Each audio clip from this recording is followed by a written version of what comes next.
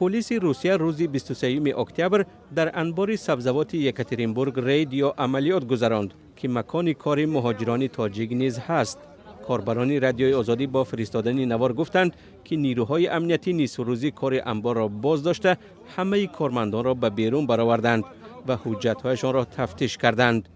مصاحبان ما گفتند که در جریان رید یا عملیات مهاجران با بدرفتاری روبرو شدند.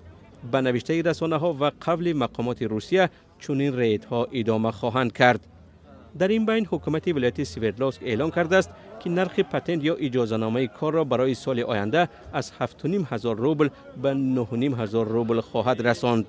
در این باره رئیس ولایت خبر داده گفته است که گران شدن پتنت به آنها امکان می‌دهد تقریباً 4 میلیارد روبل فایده بگیرند.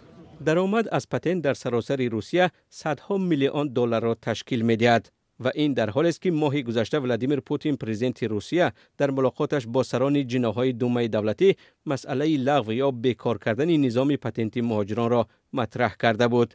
بنابر خبری دیگر دیمیتری مدودوف معاون رئیس شورای امنیت ملی روسیه روز 23 اکتبر بار دیگر مهاجرت بی‌نظارت و غیر قانونی را به نفع دشمنان روسیه خواند و درخواست کرد که این روند باید قطع کرده شود.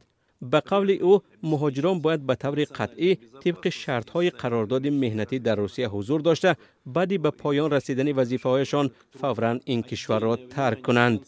این حرف‌های دیمیتری مدودوف در شرایط صدا می‌دهند که در نیم سال اخیر در روسیه زیاده از 30 قانون نو قبول شد و محدودیت‌های زیاد برای مهاجران کاری جاری شد. صدها مهاجر از فشار و تحقیر و اذیت در روسیه شکایت می‌کنند.